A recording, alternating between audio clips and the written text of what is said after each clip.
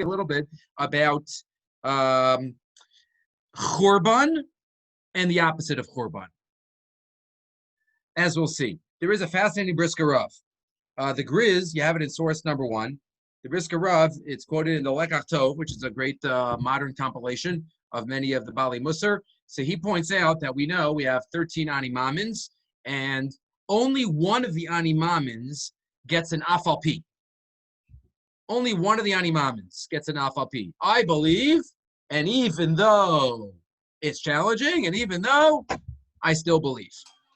So which is that? That, of course, is the one about Mashiach. Animam Emunah Shalema B'Vias HaMashiach. I believe that Mashiach is coming. V'yafal pi sheyisva meya. And even though it is delayed and it's taking a very long time, I'm still waiting. So why is that, asked the Brisker Rav, why is that the only one with an afal pi? No, there are other ones that could have an afal pi. So for example, Ani Ma'amim Emunah Shalema, I believe that Hashem doesn't have a body. And even though there are psukim that give off the impression that Hashem has a nose, and Hashem has a hand, and Hashem has a finger, I still believe that Hashem has a body. It does not have a body. So you could make an afal pi for that one. Or, Ani Ma'amim Emunah Shalema in Schar Va'onesh. I believe in reward and punishment. And even though I look around and it seems Tzadik Varalo, Rasha B'Tovlo, and I can't understand Schar Va'onesh, I still believe it. So why is this the only one that gets an afal pi? You could have a lot of, afal pis, even those. So suggests the Brisker Rav, this isn't an afal pi of, ahava mina otherwise, but, this is what I believe. I could have thought otherwise, but not.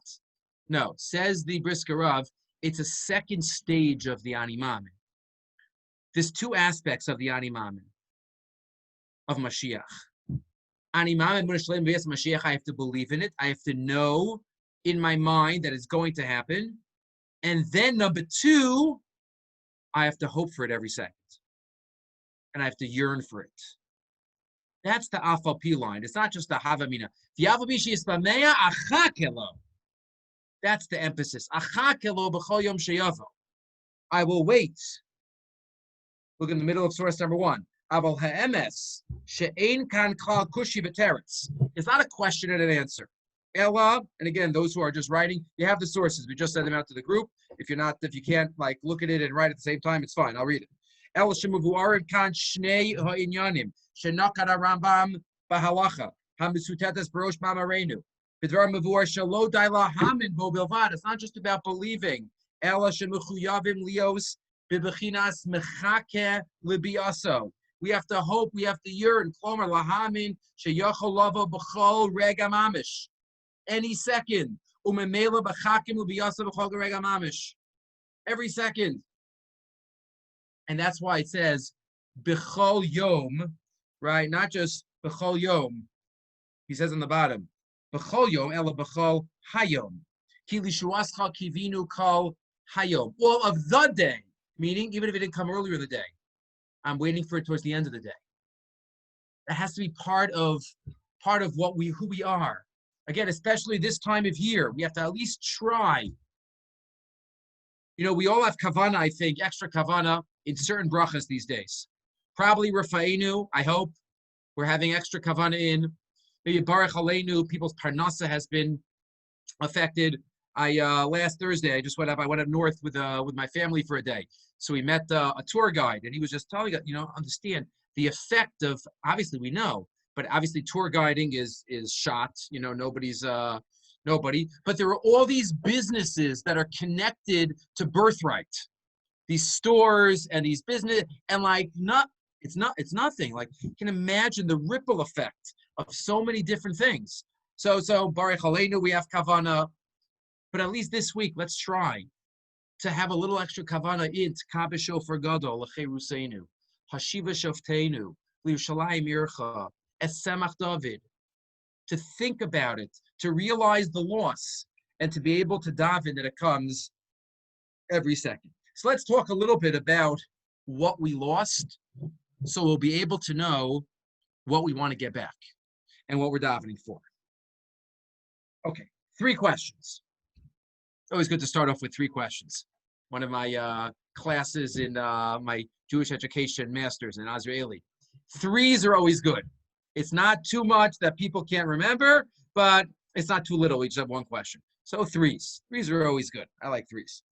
Question 1. There are many Gemaras that talk about why the Beis Hamikdash was destroyed. You have in front of you 3 of them. 3 of them. 2 out of 3. One is very famous, one is semi-famous, and one is not so famous. The famous one you have in Yuma Daf Tes. First Beis Hamikdash, the big 3 Averos, but the second Beis Hamikdash, which we're still suffering from, Sinas Chinam. Number 1,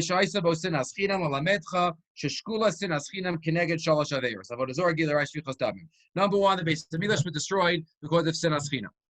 Number 1. Oh, by the way, I forgot, if anybody wants, I'm probably doing, I don't know if it's going to be recorded. I don't know if the time's probably not going to work out for everybody, but I'm probably doing Eicha and a few keynotes at night on Zoom because of my shul, so all the keynotes, we're probably going to have a couple hours of keynotes on Zoom. So those in Israel or in England probably could latch on if you want, but again, I'll let you know if it's recorded or not.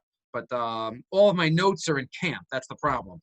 So I have to, redo, the keynotes from, finding new svarim.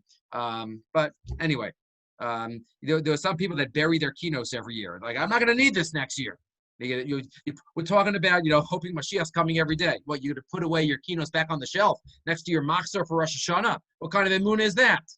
But, we're also realists. So we have to, just in case, you gotta believe. Anyway, so first reason, Sinas Chinam.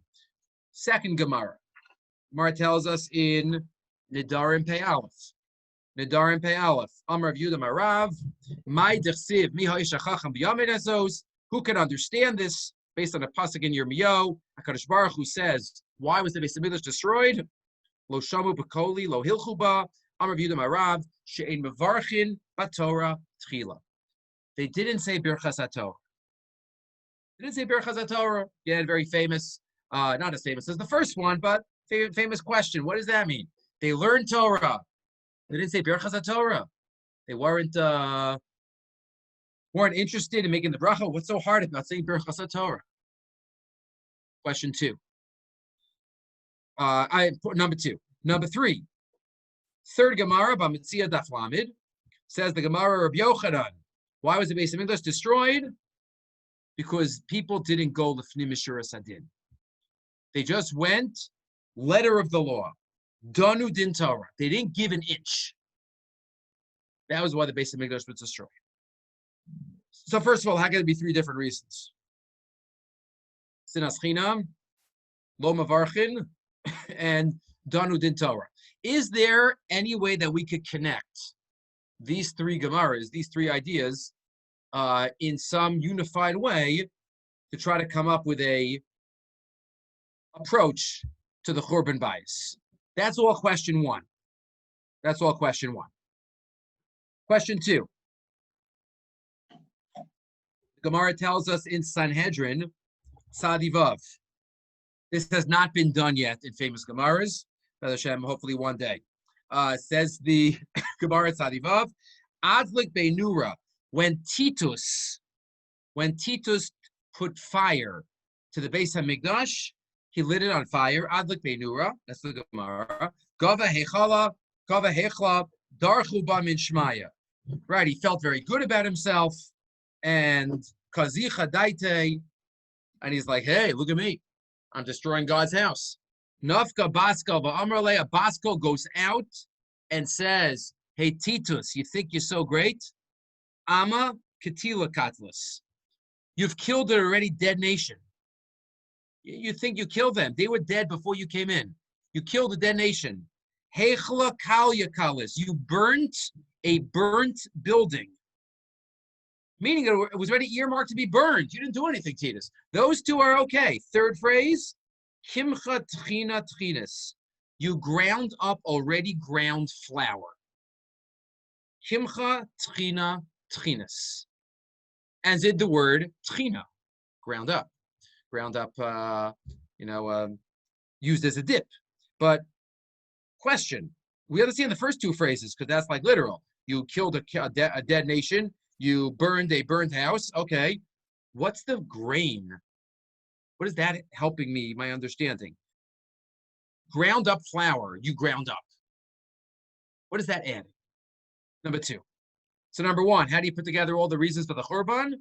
Number two, what's this phrase of Titus? Kimcha tchina tchinas. Number three, source number 6, Sanhedrin Sadiches, 2 daf later. This is also belongs on the famous Gemara's list. Rabbi Yoshua ben Levi Ashkech Elio. Rabbi Yoshua ben Levi once found Elio Anavi. He was sitting in Meron. Elio Anavi was in Meron, outside the cave of Rashbi. Amar Le, Asina Lal Madasi. He asked Elio, am I going to Olam Haba? Do I have a good seat? Do I have a good seat there? Amar Le, Im Yirtza Adon Hazeh. Im Yirtza Hashem was his basic answer. That's where that phrase comes from. Elio Anavi said, Im Yirtza Hashem. Im Yirtza Ha'adon Hazeh. If this master wants. That's where it comes from. Im Yirtza Hashem. Amar Rabbi Shua ben Levi. Shnayim Re'isi B'kol Shlosha Shamati. I only see 2 of us, but I hear a third voice. Meaning the Shechina was there. The Shechina was there somewhere. I'm sure Ben Levi heard something. Okay. Amar Le, Amos Asi Mashiach. Rishua Ben Levi asks Elio, when is Mashiach coming? Amar Le, Zil Shaile. Why don't you go ask him? Go ask him. Heicha Yosef, where's he sitting? Apischa de Romi. At the door of Rome. Whatever that means. So he goes, Umay Simani, how do I know who he is? What's he wearing? How am I going to know he's Mashiach? Yosef Beini Ani Sovle Chalaim. He's sitting amongst the poor and the sick. What is the sick? Mefarshim say tsaras. He has tsaras and he's poor and he's sitting in that group. So I didn't give you the rest of the Gemara. He goes and meets Mashiach and he says, when are you coming? He says, Hayom, I'm coming today. He runs back and he's so excited and he didn't come. And he says to Elio Hanavi, Elio, Mashiach lied. So what do you mean? What did he say to you? He says, Hayom. No, you don't understand. It's Hayom ... Hayom b'kol tishmo. Right? If you deserve it, if you listen today, then you can come. Okay, but that's the end. Question. Why is Mashiach described as poor with tsaras? And some Mefarshim say that Mashiach is a remez to all of Am Yisrael. So Am Yisrael are poor with tsaras. Those are 2 of the 4 people that we know are considered dead. So why dafka we can compare to those? Right? Somebody without children, somebody blind, or the other 2. Why is Mashiach, and therefore maybe Am Yisrael, described as poor and tsaras when they're in Galus? Those are the 3 questions. Number 1, how do we put together the 3 reasons for the Churban? Number 2, why did the Baskol say to Titus, you ground up ground flour already? You didn't do anything. Number 3, why is Mashiach described as poor with tsaras? Okay. So I didn't give it to you, but it's a beautiful sefer. You might have it on your shelves of the Sfarim that you got for your bar mitzvah, maybe. Sometimes you go back after the year in Eretz Yisrael, you look back like, wow, I didn't realize I have all this stuff. But Baruch Hashem, but somewhere in your house it might be. Rav Lopiansky from Silver Spring, he has a number of Sfarim out. But one of them is called Timepieces. Timepieces, which is about the Yom Tovim. So in there, he has a discussion about Tisha B'Av. And he mentions there the following idea. That in the Hebrew language, sometimes you have a word that if you switch around the letters of the word, you could find its opposite. Or sometimes a synonym. So for example, oneg and nega, the Mefarshim point out, are opposites. Oneg is enjoyment. Nega means an illness that we have to be away from you. Oneg and nega, same letters. Bracha and bechor are those 2. Bracha, bechor is a bracha. And brecha, maybe. So if you switch around letters, bracha and bechor, those are also connected. So he suggests Churban is connected an opposite of chibur, of connection. Chibur means connection. Churban means destruction. But, says Rav Labiansky, really, when you want to destroy something, there are two ways to destroy it. Two ways that it can be destroyed. I could pulverize something. I could burn something. I could take something and burn it up. If I burn something up, it's destroyed. It's done. It's never coming back. That's one way to break something, to destroy it, make it into ashes. But there's another idea of churban. If I dismantle or dismember something, if I separate the parts of something, I also was machriv it. I also destroyed it. But it's a type of destruction that I could put back together. It's a type of destruction that it's not usable in its state, but the pieces still exist, and eventually it could be reconnected. When Hashem performs Churban Beis Hamikdash, which type of Churban was it? Did he destroy us totally, that we're totally pulverized like ashes? No. We just became disconnected. We became separated. We lost our chibur through Churban. The Churban made us disconnected, dismembered. If you look in the Rashi in Maseches Kiddushin, Daf Lamed Aleph, Rashi says there, let me just go back for a second to ask this as a question. Ask this as a question. Again, if you needed Dvar Torah for this Shabbos or for next Shabbos, next 90 seconds is your Dvar Torah for Shabbos. Besides, if you want to listen to the Parsha Shiras online from last night. But either way, question. When do we, right now we're in the 9 days. When do we start feeling a little bit lighter? When do we start feeling like we feel the nechama a little bit already? When do we start feeling that? So if we were really honest, that if we were really maybe, very orthodox, observant people, we would say, well, chatzos of the 10th of Av, that's when I start feeling it. Okay, great. But I think if we ask ourselves honestly, when do we start feeling different, a little let up? Tisha B'Av afternoon, right? After chatzos, we start sitting on chairs. We put on our tefillin. We're already thinking about laundry. We're already thinking about, post on Tisha B'Av afternoon. And remember the Gemara in Tainus? That's exactly when the Beis Hamikdash really started burning. And Rabbi Yochanan said if it was up to him, he would make the 10th of Av. So why dafka at that moment when it got so bad? Dafka then we start, relaxing and feeling better about ourselves? Rav Soloveitchik says such a beautiful idea. Says Rav Soloveitchik, up until the last moment, up until the Churban, nobody knew for sure, even the angels didn't know. Was Hashem going to punish the perpetrators? Was Hashem going to punish the ones who really deserve punishment, meaning the Jews? Was he going to destroy the Jews, chas v'shalom, or was he going to take a mashkon? Or was Hashem going to take security instead? And up until the last moment, it wasn't clear what it was going to be. The second that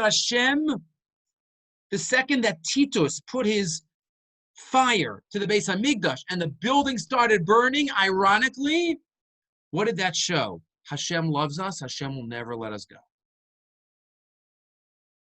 And Hashem is with Bnei Yisrael for eternally. Ironically, that's what happens. And that's what we feel a little better in the afternoon, because that's exactly what we realize. Hashem loves us. And that's our nechama. What Shabbos Nachama? We still don't have a Beis Hamikdash.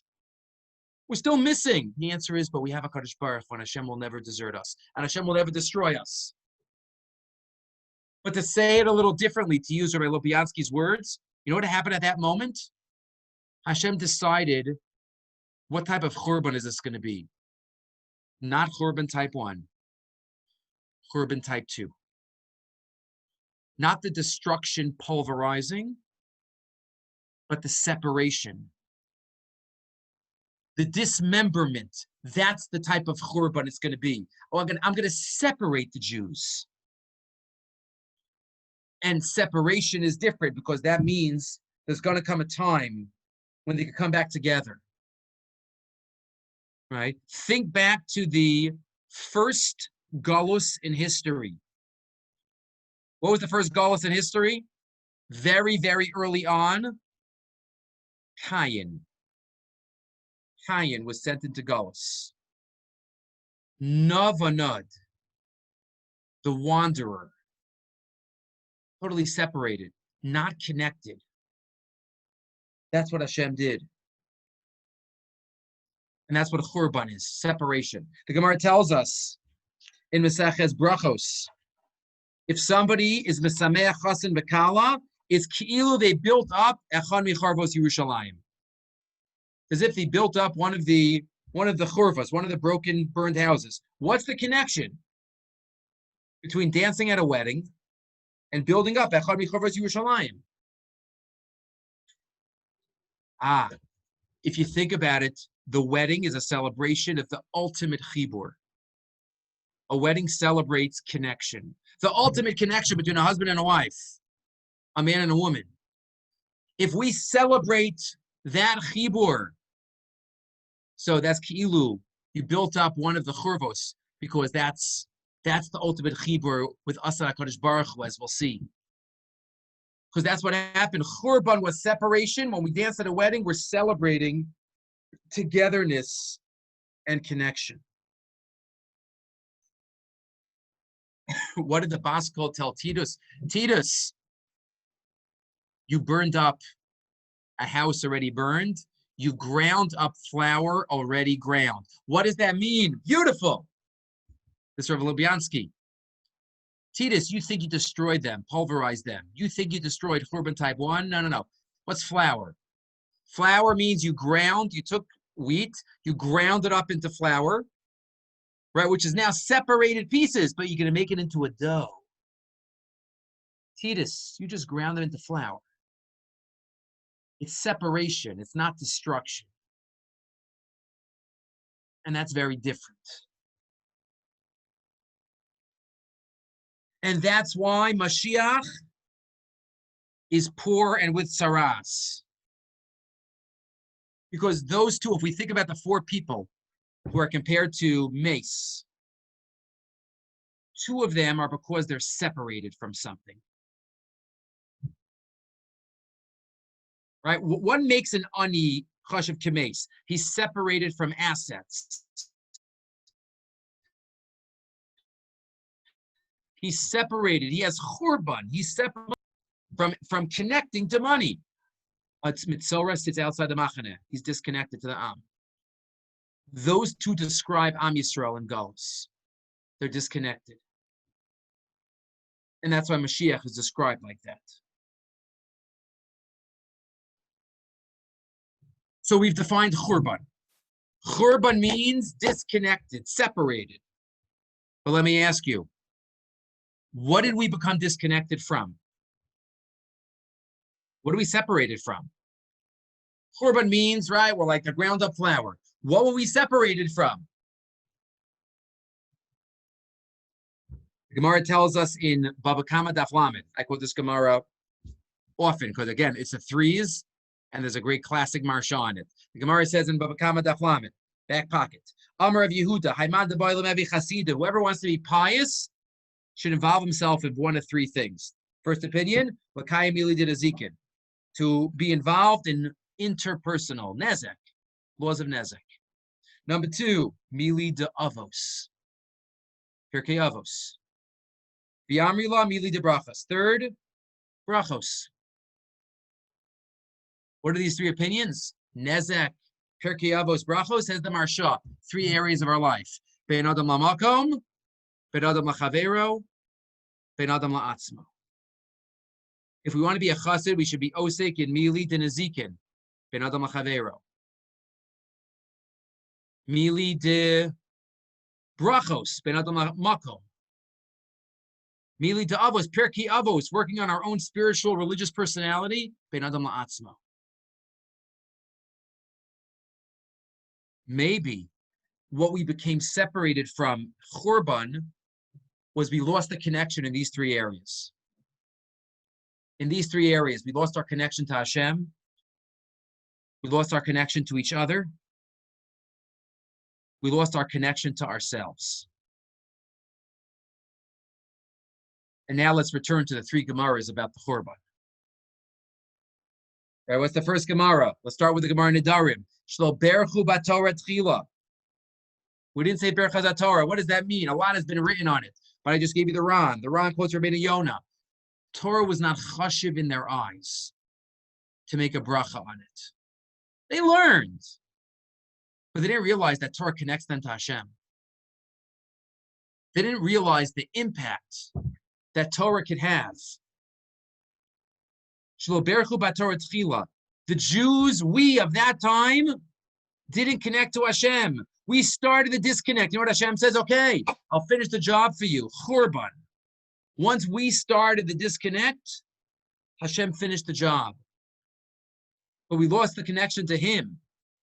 Shlo berchu b'Torah tchila. Number two, sinas chinam. That's obvious. We lost the connection to each other.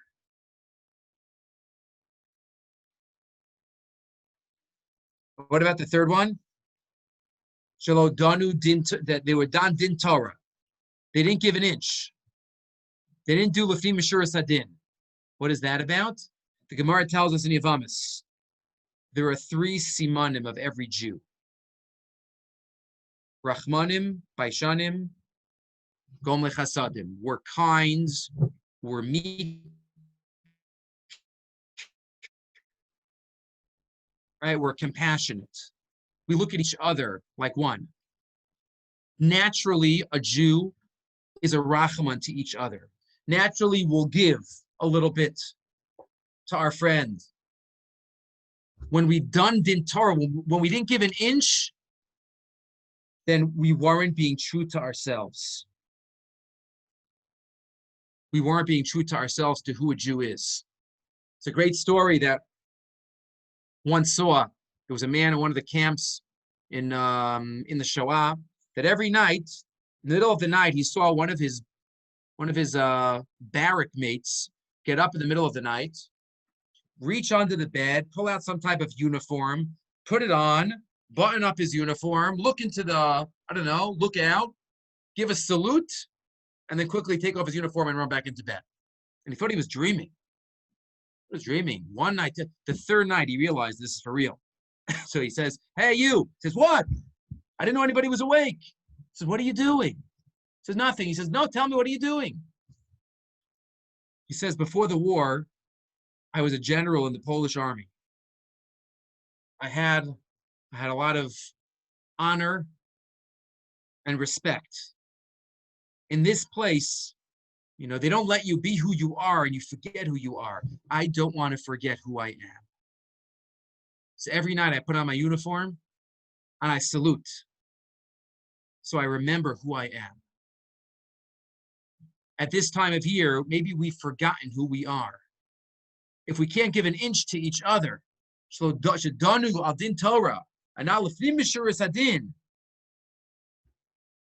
then we're separated from ourselves. Those are the three Churbans. Those are the three Gemaras. Ben Adam Lamakom, Ben Adam Chaver, Ben Adam La'atzmo. Three Gemaras, and that's Churban. So the way that we get the Beis HaMikdash back is by showing Hashem we want these three connections. Right? If we started the separation and Hashem finished the job, then the way to get back is by showing Hashem that we want to be connected in all these areas and that we need the connection. Number one, we need to show HaKadosh Baruch Hu and appreciate the connection that we have with Him. We have to live a life of Berchu B'Torah Tchila. We have to make sure that we're Mavarich. It's a beautiful Sefer Ikarim. I think I mentioned this in some of the Wednesday night shiurim. The Sefer Ikarim in Surah 17 talks about what does it mean, bris bein habasarim, right? A covenant between the parts. Remember the story? Avram Avinu is told to cut an animal in half, and the fire goes in between. What kind of weird, ceremony is that? And Rashi quotes that in those days, that's how everybody made covenants, treaties. You cut an animal in half and walk in the middle of it. What is that? The symbolism of that? Says the Sefer Yikarim. It's so beautiful. A covenant means when you take two parties and you say they're like one. You say they're united. What's the best way to say that two parties are becoming one? You take a whole item, you cut it in half, and you walk in between. As if to show that the two parties are now one, like these two halves of the animal. What else can you take two halves of? A table? What makes a table a table? You made the table. An animal is a unit. That was the bris ben habasarim. HaKadosh Baruch Hu went through with his fire, Kaviyachol, and Avram went through. We're connected to Hashem naturally. We have to make sure that we show that connection. We have to make sure that everybody realizes that connection. Because Hashem knows it. It goes back to then. I'll read. And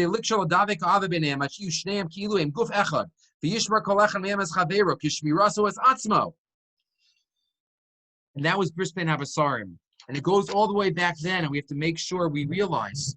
We have to show Hashem that we're interested in this connection. Right? We say on Yom Kippur, Anu vanecha, so many ways we describe our relationship. Anu vanecha ve'ata avinu, Anu abadecha ve'ata adoneinu. We're connected to Hashem. We have to realize that we always need to keep that connection, no matter the situation, or no matter the circumstance. I'll tell you the story before about Natan Sharansky, the Tehillim. Remember that story? No? Should I say it again? Yeah, say it again. It's a story to remember. Right? When he went into incarceration at the beginning of his, he didn't know anything. He knew he wanted to get to Israel, but he wasn't from it all. He didn't know. But when he went in and he was put in jail, his wife gave him he just got married that week during Sheva Brachas, I think. He was taken away, and that was it. He didn't see his wife for decades. She gave him a Sefer Tehillim. Says, take this. He didn't know how to read Hebrew, but he took it, and for some reason he connected to that Tehillim, and he kept it with him, and when they wanted to take it away from him, he went on hunger strikes. He did anything. And finally, after like a while, he started to try to read it, but he couldn't understand Hebrew. But because he's such a super mathematical genius, he somehow figured out the letters of the Hebrew language with how they were written. And I don't understand how exactly he did it, but he taught himself Hebrew based on the letters. And he says that the first pasuk that he got the whole pasuk was Gam ki elech b'geit salmaves lo ira raki ato yimadi. Hashem was always with me. That's the pasuk. He says it was like and there are so many stories about that Tehillim. Fast forward about 10 years ago, there's a woman in Yerushalayim that gives shiurim about Tanakh. She writes, she was online in a bakery on a Friday buying challahs, and she sees on the line in front of her was Natan Sharansky. He was online buying stuff for Shabbos. And she says, wow, I talk about you in my class. I'm so excited to meet you. I always tell the story about your Tehillim. And he reaches into his pocket and he takes out his Sefer Tehillim. She says, you have it with you? You carry it wherever you go? And he said to her, I don't carry it. It carries me. And that's someone who's connected. And we have to do what we can to be connected and to show Hashem that we want that connection. So we need to reconnect to Hashem. Number two, we need to reconnect to each other to solve the sinas chinam problem. This you remember, because I told this to you, we learned this together in Bereshis and in the Haggadah Shir. But it's appropriate now to repeat. The Gra on Alai kilascha b'ni. Remember when Yaakov didn't want to steal the brachas? Rivka says, don't worry about it. Allah, you're not supposed to have tzaras from Yitzchak. Esav, Lavan, Yosef, Allah, kilascha b'ni. Your klal is only going to be 3 tzaras. Esav, Lavan, and Yosef. Fast forward, says the Gra. The same word is used when Binyamin is being taken down to Mitzrayim. What does Yaakov say? Yosef einanu v'Shimon einanu. Ves Binyamin tikachu alai hayu kulana. I'm only supposed to have alai. I'm only supposed to have ayin lamed yud. That's the gra. Rav Asher Weiss says Mosif on the gra. What do those three words symbolize? Esav, Love, and Yosef. Those are the three tsaras that all Bnei Yisrael have in history. Esav, the enemies that want to kill us physically. The Germans, the Crusades, you name it. Purim, Haman, Lavan, those who want to kill us spiritually. Stalin, the Hanukkah story, many throughout. Those are two types of tsaras, external enemies. But then you have the Yud, Yosef. What are the Yosef tsaras? The inner fighting amongst Jews.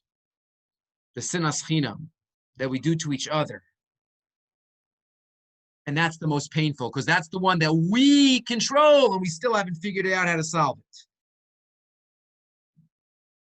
But we have to do what we can to be able to connect back to each other, to solve the Yosef tsaras, to have avas chinam.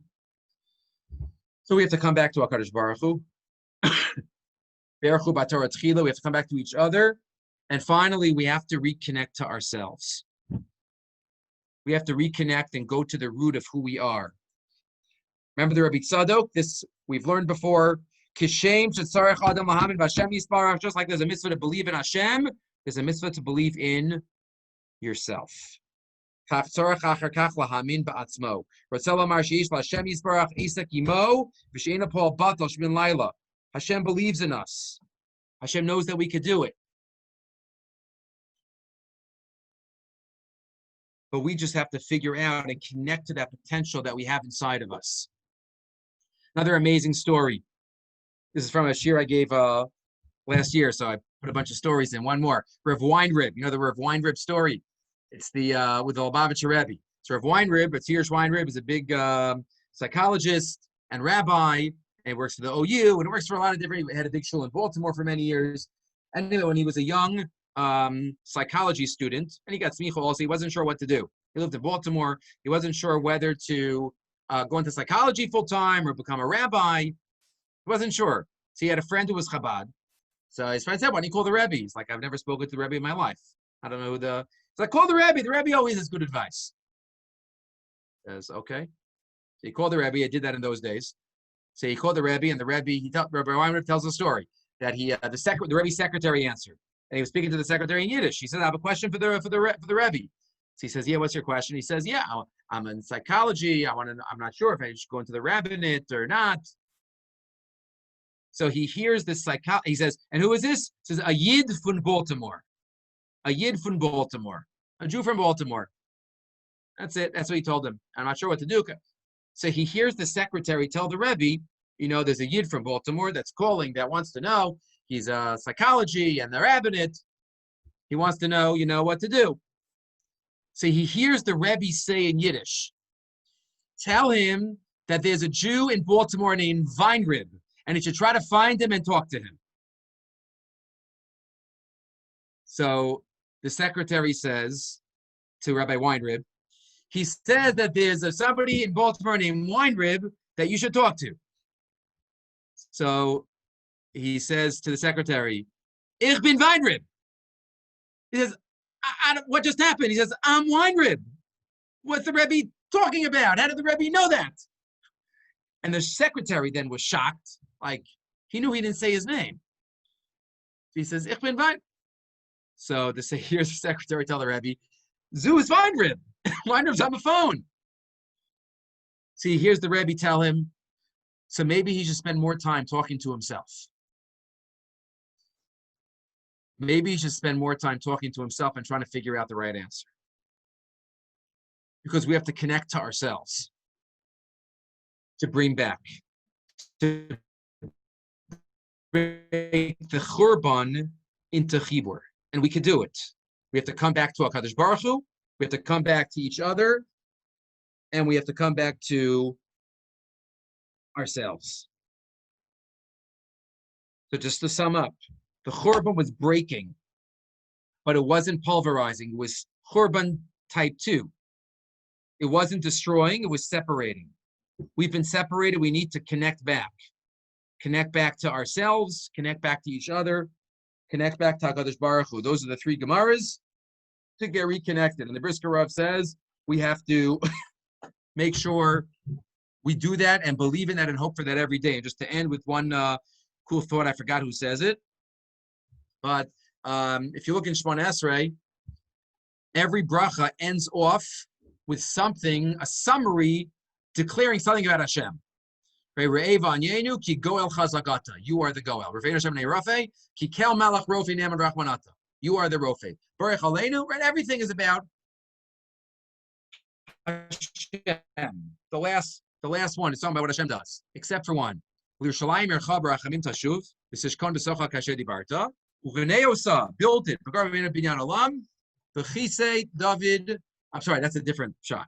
The next bracha. Et Samach David Avdecha Meheret Tatzmiach. Right? It's Samach David. The Karno Taram Bishuasecha. Lift up his karen. Ki lishuascha kivinu kol hayom.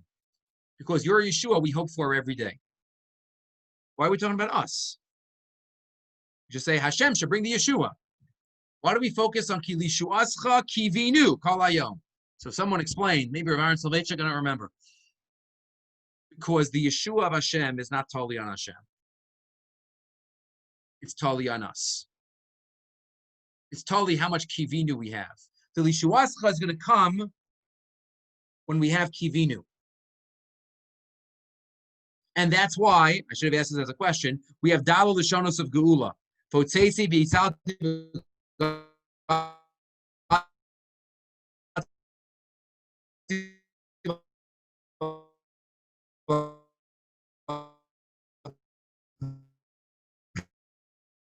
Lashonos of Geula.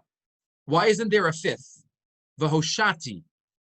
Vayosha Hashem. When Hashem saved us at Kriyas Yamsuf, why isn't there a fifth lashon, V'hoshati? Because Hashem couldn't promise that to us. Because that was totally...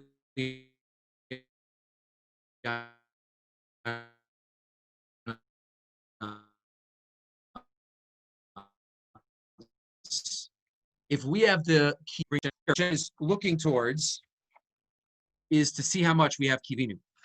Ki lishuascha, the more there's Yeshua, is only going to be based on kivinu kol hayom. Let us try to realize, maybe this year it's a little bit easier, to realize that we need the Geula, that we need HaKadosh Baruch Hu to solve this epidemic, to bring the Tsaras to an end. So Yehi Ratzon, that we merit that soon. We have a lot of kivinu, and it will be zocha to the Yeshua.